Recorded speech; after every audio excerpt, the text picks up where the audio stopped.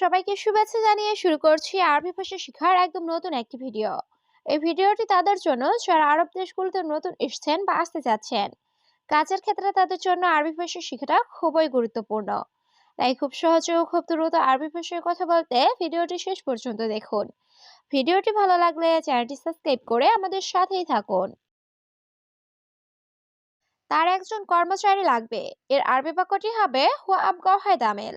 এখানে হুয়া অর্থ তার, আবগা অর্থ লাগবে, অহেদ অর্থ একজন, আমেল অর্থ কর্মচারী। হুয়া আবগা অহেদ আমেল, তার একজন কর্মচারী লাগবে। তুমি তার সাথে কথা বলো। এর আরবি বাক্যটি হবে ইনতা কালাম হুয়া সাওয়া সাওয়া। এখানে ইনতা অর্থ তুমি, কালাম অর্থ কথা বলা, হুয়া অর্থ তার, সাওয়া অর্থ সাথে। ইনতা কালাম হুয়া সাওয়া সাওয়া, তুমি তার সাথে কথা বলো। সে আমার খুব ভালো বন্ধু। এর আরবি বাক্যটি হবে হুয়া সাদিক আনা মিয়া মিয়া। এখানে হুয়া অর্থ সে, সাদিক অর্থ বন্ধু, আনা অর্থ আমার, মিয়া মিয়া অর্থ খুব ভালো। হুয়া সাদিক আনা মিয়া মিয়া, সে আমার খুব ভালো বন্ধু। সবসময় খুঁজতেছি কাজ। এর আরবি বাক্যটি হবে আলাতুল দুয়ার সুগল। এখানে আলাতুল অর্থ সবসময়, দুয়ার অর্থ খোঁজা, সুগল অর্থ কাজ। আলাতুল দুয়ার সুগল, সবসময় খুঁজতেছি কাজ। আমার বাড়িতে অনেক সমস্যা। এর আরবি বাক্যটি হবে আনাবেত মুশকিলা কাতির। এখানে আনা অর্থ আমার, বেত অর্থ বাড়ি, মুশকিল অর্থ সমস্যা, কাতির অর্থ অনেক। আনাবেত মুশকিলা কাতির, আমার বাড়িতে অনেক সমস্যা। আমার সাথে টাকাও নাই। এর আরবি বাক্যটি হবে আনাস্তাউসা মাফি ফুলুস। এখানে আনা অর্থ আমার, সাউসা অর্থ সাথে, মাফি অর্থ নাই, ফুলুস অর্থ টাকা। আনাস্তাউসা মাফি ফুলুস, আমার সাথে টাকাও নাই। তোমার কোম্পানিতে লোক লাগবে। এর আরবি বাক্যটি হবে ইনতা শরিকা আফগান অফার। এখানে ইনতা অর্থ তোমার, শরিকা অর্থ কোম্পানি, আবগা অর্থ লাগবে, নফর অর্থ লোক। ইনতা শরিকা আফগান অফার, তোমার কোম্পানিতে লোক লাগবে। তুমি কি কোনো কাজ জানো। এর আরবি বাক্যটি হবে ইনতা এস সুগল মালুম। এখানে ইনতা অর্থ তুমি, এস অর্থ কি, সুগল অর্থ কাজ, মালুম অর্থ জানা। ইনতা এস সুগল মালুম, তুমি কি কোনো কাজ জানো। আমার কারিগর লাগবে। এর আরবি বাক্যটি হবে আনা আবগা মুআল্লেম। এখানে আনা অর্থ আমার, আবগা অর্থ লাগবে, মুআল্লেম অর্থ কারিগর। আনা আবগা মুআল্লেম, আমার কারিগর লাগবে। আমার একটা কাজ লাগবে। এর আরবি বাক্যটি হবে আনা আবগা ওয়াহেদ সুগল। এখানে আনা অর্থ আমার, আবগা অর্থ লাগবে, ওয়াহেদ অর্থ একটা, সুগল অর্থ কাজ। আনা আবগা ওয়াহেদ সুগল, আমার একটা কাজ লাগবে। ভাই আমার কাজ নাই। এর আরবি বাক্যটি হবে আহু আনা মাফি সুগল। এখানে আহু অর্থ ভাই, আনা অর্থ আমার, মাফি অর্থ নাই, সুগল অর্থ কাজ। আহু আনা মাফি সুগল, ভাই আমার কাজ নাই। তোমার কাজ আছে নাকি নাই। এর আরবি বাক্যটি হবে ইনতা ফি সুগল অলা মাফি। এখানে ইনতা অর্থ তোমার, ফি অর্থ আছে, সুগল অর্থ কাজ, অলা অর্থ নাকি, মাফি অর্থ নাই। ইনতা ফি সুগল অলা মাফি, তোমার কাজ আছে নাকি নাই। 1 মাস কাজ নাই। এর আরবি বাক্যটি হবে অহেদ শাহর মাফি সুগল। এখানে অহেদ অর্থ এক, শাহর অর্থ মাস, মাফি অর্থ নাই, সুগল অর্থ কাজ। অহেদ শাহর মাফি সুগল, 1 মাস কাজ নাই। কারণ মুদির এখন ঘুমাচ্ছে। এর আরবি বাক্যটি হবে আশান আলহিন মুদির নুম।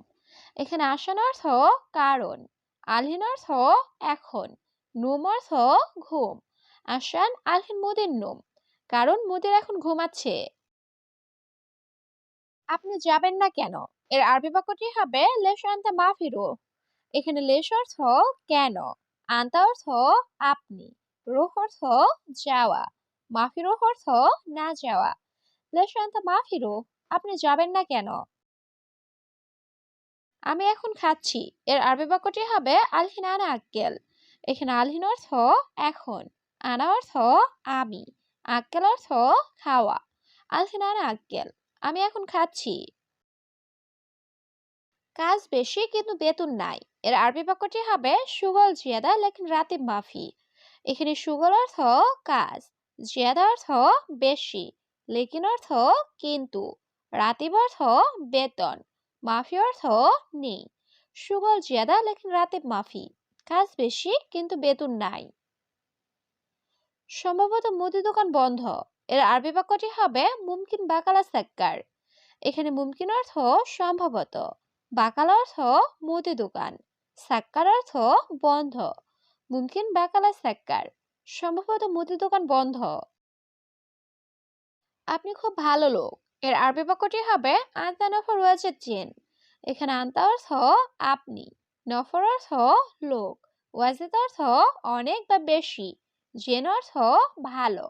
আনতা নফর ওয়াজেদ জিন, আপনি খুব ভালো লোক। সে অফিসের ভেতরে আছে, এর আরবি বাক্যটি হবে হুয়া মজুদ দাখিল মাকতাব। এখানে হুয়া অর্থ সে, মজুদ অর্থ আছে, দাখিল অর্থ ভেতরে, মাকতাব অর্থ অফিস। হুয়া মজুদ দাখিল মাকতাব, সে অফিসের ভেতরে আছে। আমি জানি না সে কোথায়, এর আরবি বাক্যটি হবে আনা মাফি মালুম হুয়া ওয়েন। এখানে আনা অর্থ আমি, মাফি মালুম অর্থ জানি না, হুয়া অর্থ সে, ওয়েন অর্থ কোথায়। আনা মাফি মালুম হুয়া ওয়েন, আমি জানি না সে কোথায়। বন্ধু, আজকে কি ছুটি আছে? এর আরবি বাক্যটি হবে সাদিক আলিম ফি ইজাজা। এখানে সাদিক অর্থ বন্ধু, আলিম অর্থ আজ, ফি অর্থ আছে, ইজাজা অর্থ ছুটি। সাদিক আলিম ফি ইজাজা, বন্ধু আজকে কি ছুটি আছে? পরে আমি কাজে যাব, এর আরবি বাক্যটি হবে বাদানানা রুহ সুগল। এখানে বাদান অর্থ পরে, আনা অর্থ আমি, রুহ অর্থ যাওয়া, সুগল অর্থ কাজ। বাদানানা রুহ সুগল, পরে আমি কাজে যাব। আগে টাকা দেন, এর আরবি বাক্যটি হবে আওয়াল জিব ফুলুস। এখানে আওয়াল অর্থ আগে বা প্রথমে, জিব অর্থ দেওয়া, ফুলুস অর্থ টাকা। আওয়াল জিব ফুলুস, আগে টাকা দেন। এটা আমার লাগবে না, এর আরবি বাক্যটি হবে হাদা আনা মাই আবগা। এখানে হাদা অর্থ এটা, আনা অর্থ আমার, আবগা অর্থ লাগবে, মাই আবগা অর্থ লাগবে না। হাদা আনা মাই আবগা, এটা আমার লাগবে না। সে আমার বাংলাদেশি ভাই, এর আরবি বাক্যটি হবে হুয়া মালানা বাংলাদেশি আখই। এখানে হুয়া অর্থ সে, মালানা অর্থ আমার, আখই অর্থ ভাই। হুয়া মালানা বাংলাদেশি আখই, সে আমার বাংলাদেশি ভাই। সে লোকটির বয়স কত?